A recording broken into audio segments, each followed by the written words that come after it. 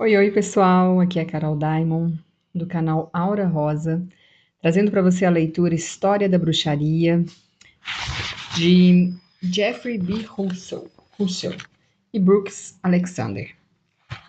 Antes de começar a nossa leitura, o terceiro capítulo, já estamos no terceiro capítulo, já deixa o seu like, se inscreve no canal, ativa o sininho, compartilha com seus amigos, suas amigas, para que venham se deliciar com essa leitura, aprender um pouco mais dessa história incrível que é a história da bruxaria. Aqui são os fatos históricos, né, um livro histórico mesmo, e que vem trazendo para a gente aí um conhecimento que antecede a tudo que a gente vem experimentando hoje sobre as, as magias ocultas, sobre bruxaria. Eu falei magias ocultas, mas eu queria dizer ciências ocultas. E sobre tudo isso que a gente está vivenciando aí. Então, sem mais delongas, vamos dar início ao nosso capítulo 3 do livro História da Bruxaria. No capítulo 3, ele traz bruxaria, heresia e inquisição. Então, aqui a gente vai começar a entrar, eu acredito, no período que foi aquela, quando começaram as caças às bruxas mesmo, né?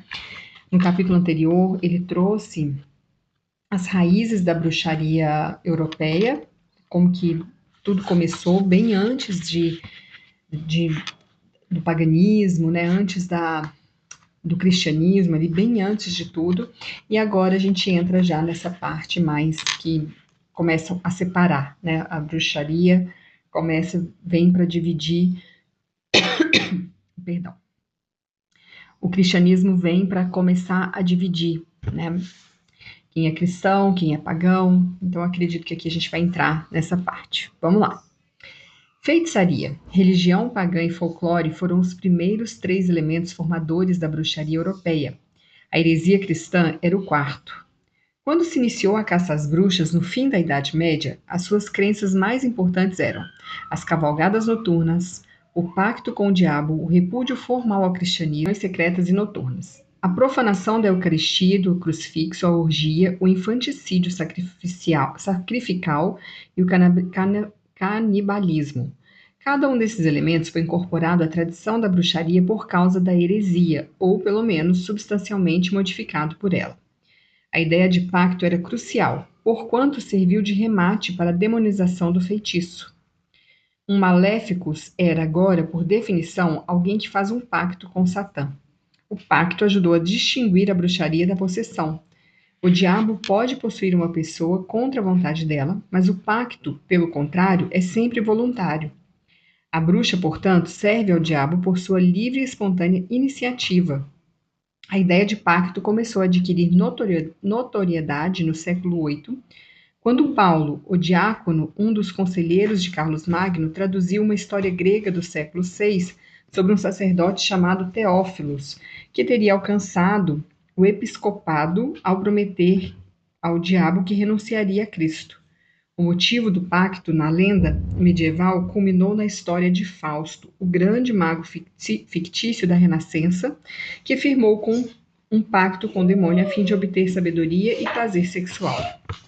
A lenda misturou as tradições da magia superior e inferior e manteve-se popular durante séculos, como testemunham o Dr. Fausto de Marlowe e Fausto de Goethe. A história típica foi contada pelo arcebispo Inquimar de Reims em 1860. Um jovem recorreu a um feiticeiro a fim de obter os favores de uma jovem. O feiticeiro concordou em ajudá-lo, mas sob a condição de que ele renunciasse a Cristo por escrito. O rapaz concordou e o feiticeiro escreveu ao diabo uma carta expressando sua esperança de que o Senhor das Trevas ficasse satisfeito com o seu novo recruta. O feiticeiro entregou a carta ao jovem e instruiu-o para que saísse de noite e erguesse a carta no ar. Nessa mesma noite o rapaz saiu e, de acordo com as instruções, ergueu um braço com a carta no ar, ao mesmo tempo que implorava a ajuda de Satã. O príncipe do poder das sombras apareceu conduzindo-o à presença de Satã, que examinou o rapaz parodiando o rito do batismo. Crês em mim? Perguntou o diabo. Creio, respondeu o jovem. Renuncias a Cristo? Sim, renuncio. Vocês, cristãos, sempre me procuram quando estão em apuros e necessitam de ajuda. mas depois tentam arrepender-se confiando na misericórdia de Cristo. Quero que me prometas por escrito a tua fidelidade para que não haja possibilidade de fuga. O rapaz concordou e o diabo, em retribuição, fez com que a jovem se apaixonasse por ele.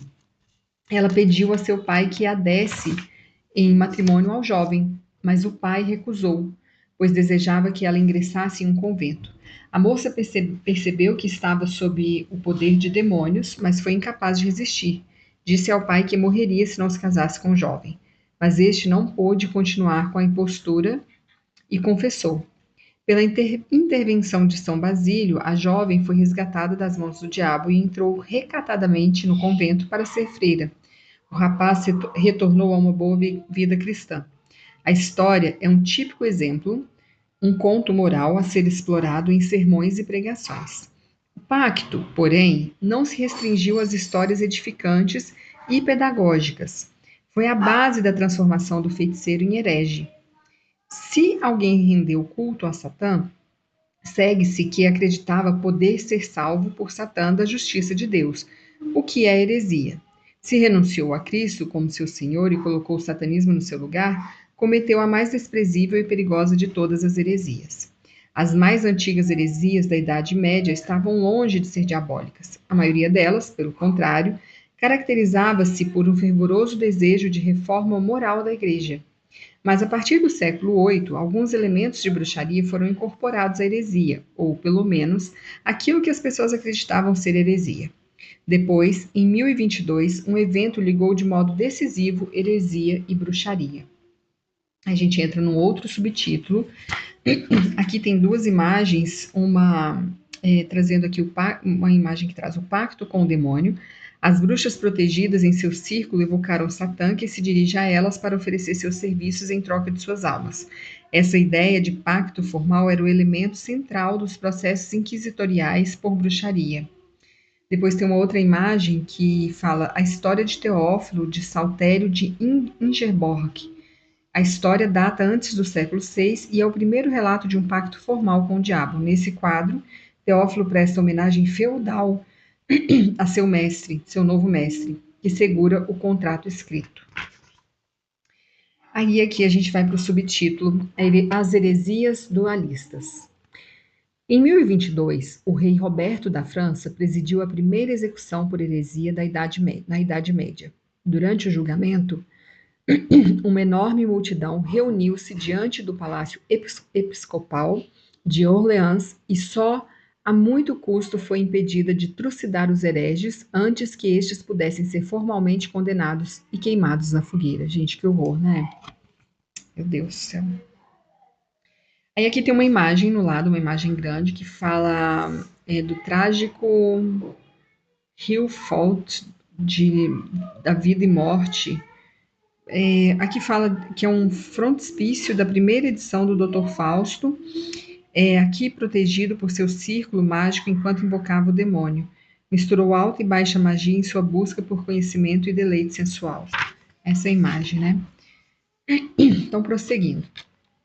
Esses acontecimentos em Orleans são dignos de registro. Em primeiro lugar, após muitos séculos de escassas notícias de heresia, eis que surge um considerável grupo de heréticos no norte da França, sem quaisquer antecedentes. Em segundo lugar, o julgamento deles atraiu a atenção do rei e da rainha.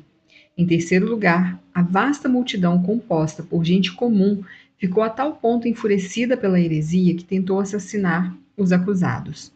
Em quarto lugar, alegou-se que os hereges acreditavam em doutrinas impregnadas de dualismo, que assim ressurgia com uma intensidade desconhecida na Europa Ocidental há mais de 400 anos. O antigo conflito cósmico entre luz e trevas, espírito e carne, bem e mal, tinha agora reaparecido. Finalmente, os hereges eram acusados de crenças e práticas que pela primeira vez assemelhavam-se àquelas alegadas para acossar as bruxas no auge da perseguição. Fossem as acusações válidas ou não, as ideias essenciais da bruxaria histórica estavam agora reunidas pela primeira vez num julgamento por heresia. Os heréticos de Orleans foram acusados de realizar orgias sexuais noturnas em lugares secretos, subterrâneos ou abandonados. Os membros do grupo compareciam carregando archotes e recitando os nomes de demônios até surgir um espírito maléfico. Aí aqui tem uma imagem também que fala do infanticídio ritual. Frequentemente acompanhado de canibalismo, era uma das acusações mais comuns contra as bruxas. Se as crianças não eram comidas, supunha-se que teriam sido cozidas no caldeirão, sendo a sua gordura usada para ajudar a confeccionar um ungento mágico. Bom, vamos lá. Os archotes eram então apagados e cada participante agarrava a pessoa mais próxima num amplexo sexual, fosse ela mãe, irmã ou freira. As crianças concebidas nas orgias eram queimadas 8 dias após o nascimento, um grotesco eco da prática batismal cristã, e suas cinzas preparadas para compor uma substância a ser usada em uma paródia blasfema da Sagrada Comunhão. Os hereges eram acusados de acreditar que, quando imbuídos do Espírito Santo, tinham visões angelicais e eram transportados de um lugar para o outro sem intervalo de tempo, de adorar o diabo e render-lhe homenagem. Ele aparecia-lhes na forma de um animal, de um anjo de luz ou de um homem negro, de recitar uma litânia de demônios, de renunciar formalmente a Cristo e profanar o crucifixo. De todas essas acusações de bruxaria, as mais significativas são as de orgias sexuais, sacrifício de seres humanos, especialmente crianças, e canibalismo. Todas essas acusações são antigas. Os sírios faziam-nas contra os judeus, os romanos contra os cristãos e os cristãos contra os gnósticos. Agora eram feitas contra os heréticos medievais. Uma longa sucessão de julgamentos por heresia tomou por base as acusações formuladas em Orleans, e nos séculos XIV e XV, os excessos licenciosos e orgíacos eram alegados com tanta frequência que a transição da perseguição por heresia para a caça às bruxas ocorreu quase sem dificuldades. A razão pela qual essas antigas acusações voltaram à tona em 1022 foi porque os hereges de Orleans foram acusados de sustentar doutrinas eivadas de dualismo. Nem todos os primeiros heréticos foram acusados pelos cristãos de orgias e outros crimes rituais. Somente os gnósticos, herdeiros do dualismo religioso, foram assim estigmatizados, mas com o declínio do gnosticismo, as acusações desapareceram. Agora, porém, o retorno do dualismo à cena europeia revivia e ampliava as acusações, até tornar-se uma parte central da heresia e da bruxaria. O dualismo extremo tinha começado no antigo Irã. Como já vimos, na página 45 lá atrás, foi transmitido aos gnósticos e maniqueístas e penetrou nos Balcãs, onde se tornou a base da religião dos bogomilos, búlgaros e bósnios. Mas o próprio cristianismo era uma religião semidualista, e em seu zelo de reforma e pureza espiritual, as heresias do século XI e XII enfatizaram de tal forma esse dualismo inerente ao cristianismo que suas concepções pareceram gnósticas aos olhos dos ortodoxos. Assim, quando estes condenaram os hereges em Orleans, dispensaram-lhe termos semelhantes àqueles usados pela patrística contra os gnósticos. Posteriormente, pouco mais de um século depois dos julgamentos de Orleans, os bogomilos enviaram missionários à Europa Ocidental. A partir da década de 1140, as ideias bogomilianas mesclaram-se ao dualismo já existente para produzir uma nova heresia denominada catarismo, a religião dos puros. O catarismo era uma religião fortemente dualista, uma vez que enfatizava o poder diabólico no mundo. Os cátaros pregavam que o espírito do mal, o diabo, criou o mundo material com o propósito de aprisionar o espírito ou a alma humana na matéria, que é o corpo, no corpo. Como o Deus do Antigo Testamento criou o mundo material, ele é o espírito do mal. O verdadeiro Deus, o Deus do bem e da luz, está escondido e distante deste mundo. Todos os personagens do Antigo Testamento são demônios, seguidores do espírito do mal e das trevas que governam o mundo. Cristo era o puro espírito enviado pelo Deus bom e oculto para ensinar à humanidade como escapar da matéria na qual os homens estão confinados. Como a matéria é ruim, Cristo era puro espírito e seu corpo uma ilusão. Ele não chegou a ser verdadeiramente humano. Sendo puro espírito, não sofreu realmente na cruz, e a cruz deve ser desprezada como símbolo de uma mentira. O pior dos pecados é a procriação, uma vez que a concepção aprisiona um outro espírito individual no corpo. A Igreja Católica foi estabelecida pelo diabo a fim de iludir o povo, mas um indivíduo pode livrar-se da escravidão da matéria obedecendo aos ensinamentos cátaros. Os cátaros deram grande ênfase à influência demoníaca sobre a teologia ortodoxa, de modo que o diabo desempenharia um papel muito mais expressivo no pensamento medieval do período tardio do que tivera na Alta Idade Média. O medo dos poderes do diabo foi um dos principais ingredientes da caça às bruxas. Mas o diabo cátaro exerceu também uma curiosa influência de outra espécie. Os cátaros ressaltaram o poder do diabo não para servi-lo, mas para combatê-lo. Entretanto, essa insistência em defender seu poder como senhor deste mundo engendrava a semente de uma curiosa e errônea interpretação. Se o diabo tem realmente poderes quase iguais aos do Senhor Deus, e se o verdadeiro Deus da luz está distante e escondido, se o diabo preside a distribuição de benesses materiais como fortuna, fama, sexo e outras delícias terrenas, alguns poderiam ser tentados a preferir o culto à deidade que lhes dava acesso a semelhantes prazeres. Esse tipo de pensamento distorcido, tanto do ponto de vista cátaro quanto do católico, pode ter surgido a partir de uma zelosa, porém equivocada compreensão da doutrina cátara. A evidência de que isso ocorreu provém da Itália do século XIV, onde os heréticos acreditavam ter sido o mundo material criado pelo diabo. E na qualidade de criador do mundo, era ele mais poderoso do que Deus, e deveria, portanto, ser cultuado em seu lugar. O pronunciado dualismo dos cátaros também os deixou vulneráveis às mesmas acusações de canibalismo, infanticídio e orgia que já tinham sido formuladas contra os hereges, bem menos dualistas, de Orleans. Embora os cátaros, como um todo, fossem completamente inocentes de tais acusações, é possível que alguns possam ter sido culpados.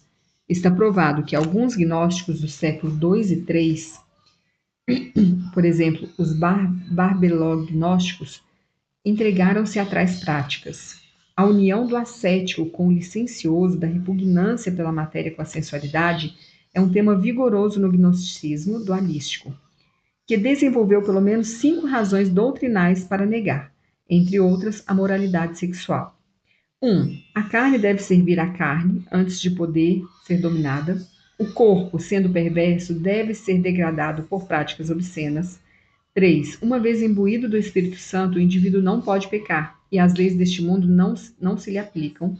4. Aqueles que não receberam o Espírito podem pecar sempre que lhes aprouver, porquanto, de qualquer modo, nada os poderá salvar. E 5. As verdadeiras liberdade e vida no Espírito, requerem a destruição da lei. Esses argumentos gnósticos eram todos válidos para os cátaros medievais. Se alguns gnósticos praticaram a libertinagem, a sua grande maioria não fez, e as provas que os cátaros acometiam são todas tendenciosas e suspeitas. As doutrinas e práticas professadas pelos cátaros eram passíveis de tais interpretações antinômicas, mas nada evidencia que a libertinagem fosse realmente um problema sério para eles. O que está claro, porém, é que o pensamento ortodoxo cogitou o assunto e supôs que tais práticas ocorriam. Peraí, que eu me perdi aqui. Tais práticas ocorriam em grande escala. Uma vez mais, o que as pessoas acreditavam acontecer era mais importante do que o que realmente acontecia, e a crença generalizada na libertinagem dos heréticos ajudou a dar forma à caça às bruxas. Alain de Lilly, um dos mais importantes mestres da escola de Paris, conhecido como Doctor Universalis, escreveu em fins do século XII que os heréticos argumentavam ser o dever de uma pessoa praticar a promiscuidade a fim de libertar-se do seu apego a todas as coisas terrenas e diabólicas.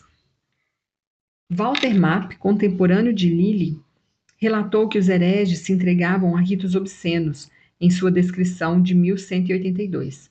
Map usa pela primeira vez a palavra sinagoga para descrever reunião.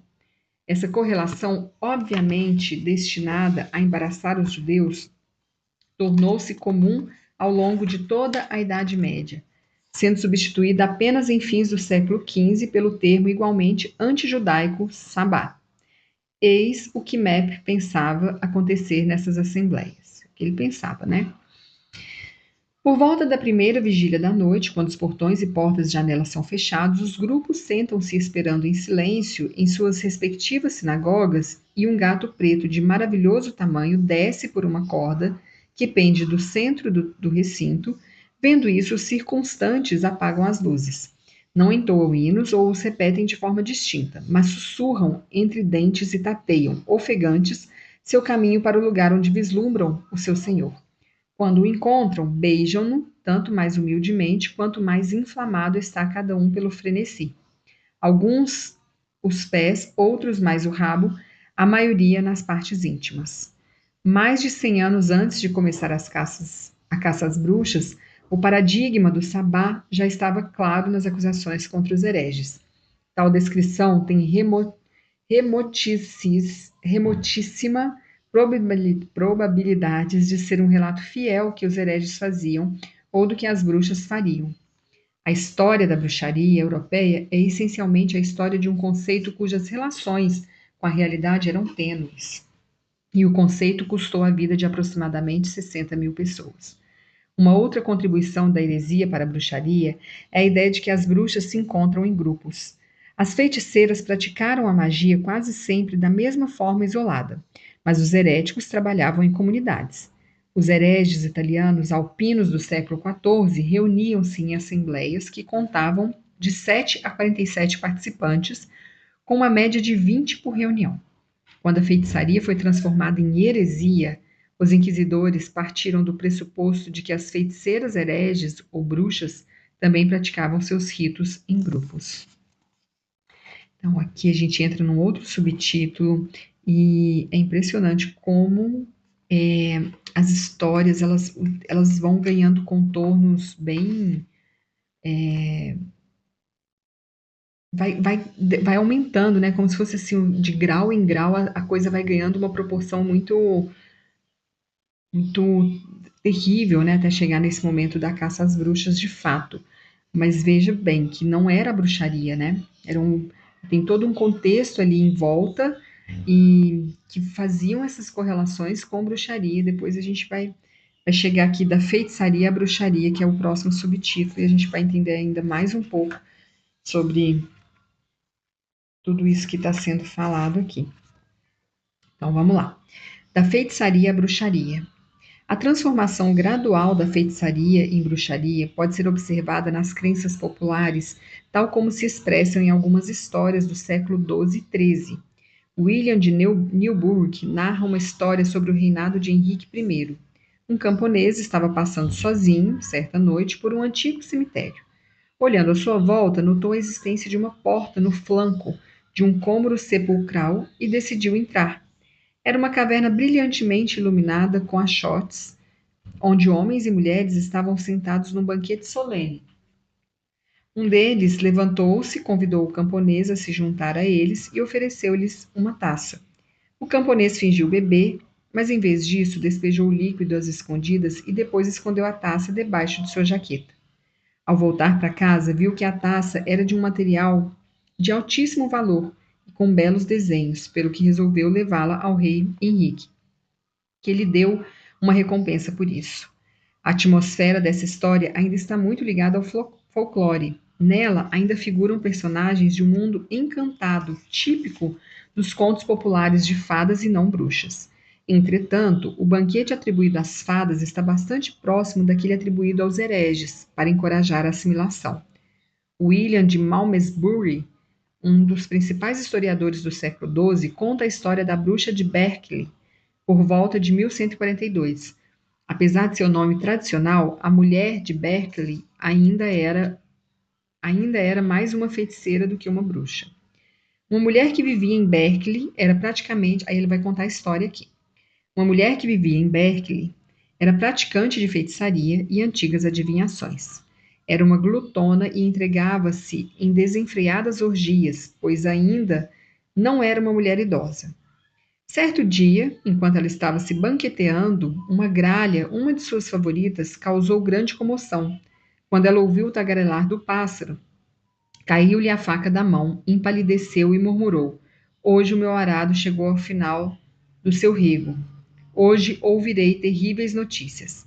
Ela recebeu mais tarde a notícia da morte de seu filho e da família dele. Desencorajada, ela voltou o rosto para a parede a fim de morrer. Convocando seus outros filhos para junto dela, contou-lhes então que perdera sua alma por praticar artes diabólicas e implorou-lhes que a ajudassem. Embora não possam anular a sentença que condenou minha alma, talvez possam salvar o meu corpo. Costurem o meu cadáver na pele de um porco capado e coloquem-no deitado de costas num esquife de pedra. Fechem a tampa com chumbo e ferro e coloquem em cima dela uma pedra cercada 3 vezes com uma pesada corrente. E sejam entoados salmos e celebradas missas durante 50 dias. Os filhos empenharam-se em satisfazer os últimos desejos de sua falecida mãe, mas tão pesadas eram as culpas da mulher e tão terrível a violência do diabo que o trabalho e as orações foram em vão. Nas 2 primeiras noites, enquanto o coro de sacerdotes entoava salmos em redor do corpo, um bando de demônios rebentou a fechadura e arrombou a porta da igreja. Na terceira noite, já perto do alvorecer, todo o mosteiro foi sacudido pelo estrépito do inimigo que se aproximava. Um demônio mais alto e mais terrível do que os outros estilhaçou o portão de um só golpe. Gritou o nome da mulher, fazendo-a levantar do seu esquife, após o que a arrastou para fora da igreja e, insensível aos seus gritos desesperados, disparou com ela galope num cavalo preto. No século XIII, os contos aproximavam cada vez mais as feiticeiras do diabo. Escrevendo por volta de 1214, Gervásio de Tilbury conta histórias que afirma ter recolhido de testemunhas oculares. Homens e mulheres percorrem à noite distâncias imensas. Algumas pessoas os viram em seus voos quando cruzavam terras e mares. São capazes de sobrevoar o globo inteiro, desde que nenhum deles cometa o equívoco de pronunciar o nome de Cristo enquanto estiver voando, pois isso os fará cair imediatamente e mergulhar contra o solo. Em Arles, o próprio Gervásio viu uma mulher que assim tinha mergulhado das alturas do Ródano, e ficara enterrada até o umbigo. As bruxas entram nas casas das pessoas durante essas jornadas noturnas. Perturbam quem está dormindo sentando-se sobre seus peitos e causam pesadelos de sufocação e queda. Têm relações sexuais com homens adormecidos, sugam o sangue, roubam crianças pequenas de seus leitos e revolvem cestas e arcas em busca de alimentos. Assumem a seu bel prazer a forma de gatos, lobos ou outros animais. Cesários de Easterbach, escrevendo por volta de 1220, fala-nos de um cavaleiro de Liege que perdeu todo o seu dinheiro e foi persuadido por um de seus camponeses a recorrer ao diabo para obter ajuda financeira. O cavaleiro renunciou formalmente a Deus e rendeu preito feudal de vassalagem ao diabo em troca de prosperidade material. Entretanto, quando o diabo chegou ao extremo de lhe pedir que negasse a Virgem bendita, sua honra de cavaleiro rebelou-se e ele foi salvo pela grata intervenção de Nossa Senhora. Em que medida esses contos são reflexos de tradições e lendas populares e em que medida reproduzem floreios e elaborações mais eruditos? Os camponeses não sabiam escrever, daí as histórias que conhecemos terem sido escritas em linguagem letrada. A mudança na ênfase do folclore e da feitiçaria para a bruxaria diabólica resulta, em parte, da influência da antiga tradição literária que, por meio dos julgamentos de Orleans, remonta aos primeiros textos patrísticos. As histórias eruditas, largamente divulgadas e citadas como exempla desde o púlpito, não tardaram a se incorporar à cultura popular, de modo que, no fim do século XIII, letrados e gente comum estavam preparados para acreditar na existência de um culto generalizado de bruxaria. Esse processo foi acelerado pelo crescimento da teologia escolástica. A teologia foi o quinto elemento principal no conceito de bruxa. A preocupação teológica com o problema do diabo tinha recrudescido a partir de meados do século XII, em grande parte como reação à introdução do catarismo na década de 1140. Embora rejeitando o dualismo extremo dos cátaros, os autores cristãos passaram a atribuir maior ênfase ao poder do diabo como chefe de um exército de demônios que percorria o mundo tentando ativamente debilitar de forma insidiosa a missão salvadora do Cristo e induzir as pessoas ao pecado. A filosofia escolástica e a teologia que dominaram a Europa a partir do século XII, embora trouxessem poucos elementos novos para o conceito de bruxaria, refinaram os detalhes, estabeleceram razões fundamentais e forneceram uma coerente e competente estrutura intelectual na qual os caçadores de bruxas podiam se apoiar para justificar suas ideias. A escolástica ressaltou a ideia de pacto. Também consolidou a noção de existir um intercurso ritual entre as bruxas e Satã. A antiga ideia de orgia dizia que os adoradores de Satã misturavam-se sexualmente entre si. Mas os escolásticos agregaram a essa tradição a figura do íncubo, o espírito demoníaco que tem relações sexuais com mulheres e lhes causam pesadelos, e estabeleceram assim a ideia de que no sabá as bruxas se submetiam sexualmente ao seu mestre e senhor Satã. Os escolásticos firmaram a tradição que associa a prática da bruxaria a uma tarefa predominantemente feminina. O mestre e senhor das assembleias de bruxas não era nenhum demônio inferior, mas o diabo em pessoa, o príncipe e o princípio do mal. Como anjo, o diabo não tinha sexo, mas também, como anjo, podia adotar a forma que quisesse, feminina ou masculina. Porém, quase que inevitavelmente, tanto na teologia como na literatura e na arte, ele era representado como uma entidade masculina. E isso é fruto de uma singular prevenção sexual. Como princípio do mal e adversário tradicional do Senhor, o diabo era uma figura de grande poder, quase uma divindade. A tradição judaico-cristã, por sua vez, era incapaz de atribuir tal qualidade a uma figura feminina. Portanto, à semelhança do próprio Deus, o diabo também era quase universalmente percebido como masculino. Daí se seguiu que o papel sexual do diabo no sabá era o de um homem, e embora a homossexualidade não fosse excluída, ele quase exclusivamente coabitava com mulheres. E assim formou-se, portanto, a crença no predomínio de mulheres no sabá. Outras interpretações foram apresentadas a esse respeito, no capítulo 6 vai falar sobre isso, mas a razão mais importante para essa hegemonia reside nas suposições religiosas de domínio do sexo masculino sobre o feminino. No notório Malleus Maleficarium, do século XV, o sexismo era explícito. As mulheres, declara Malleus, com a pretensão de o demonstrar e justificar plenamente, têm maiores possibilidades de praticar a bruxaria porque são mais frágeis, mais estúpidas, supersticiosas e sensuais. As ideias introduzidas pela Inquisição e por outros tribunais constituem o último elemento importante no conceito de bruxaria europeia. Ao processar as bruxas com base mais nas leis contra a heresia do que nas leis contra a feitiçaria, as cortes firmaram definitivamente a separação entre feitiçaria e bruxaria. A lei inglesa foi importante exceção. Em contraste com o continente, na Inglaterra, a bruxaria sempre esteve mais associada à feitiçaria do que à heresia. Por essa razão, enquanto as bruxas inglesas eram enforcadas, suas colegas no continente eram queimadas. Na Inglaterra, a bruxaria era um crime civil. No continente, um crime de religião. Do século XII em diante, o direito civil e o direito canônico foram ficando cada vez mais severos no trato com a heresia. Auxiliadas pelo renascimento do direito humano, com seu enfoque centralizador e sistemático, as autoridades intensificaram seu controle sobre os tribunais. Sob a lei romana, homens e mulheres faziam parte da corporação do Estado e estavam obrigados a submeter-se aos seus princípios.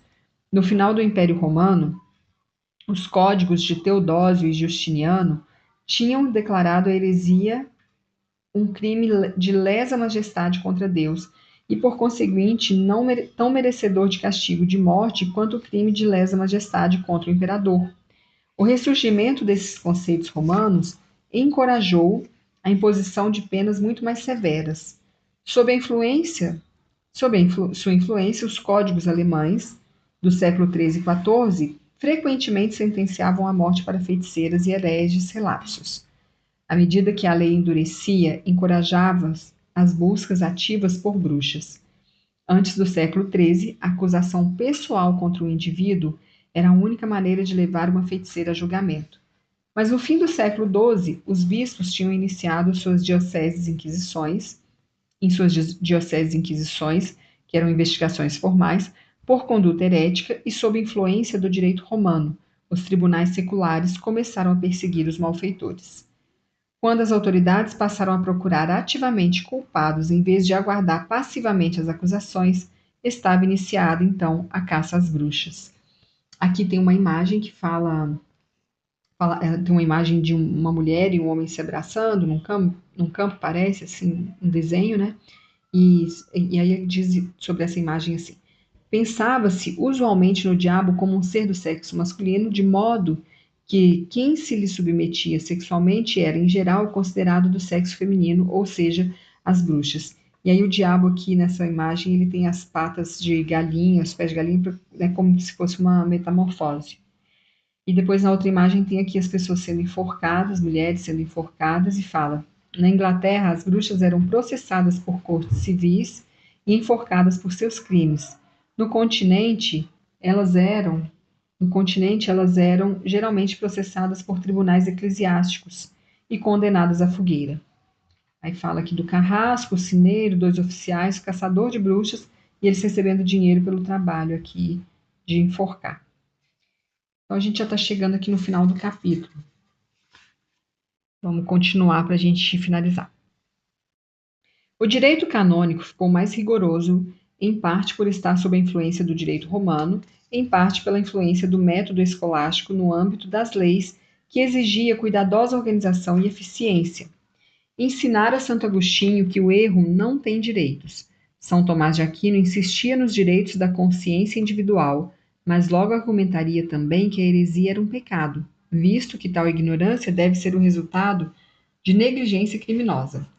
Todos os pactos com demônios, explícitos ou implícitos, equivaliam à apostasia da fé cristã, argumentou São Tomás, e essa doutrina de pacto implícito tornou-se uma das favoritas dos caçadores de bruxas.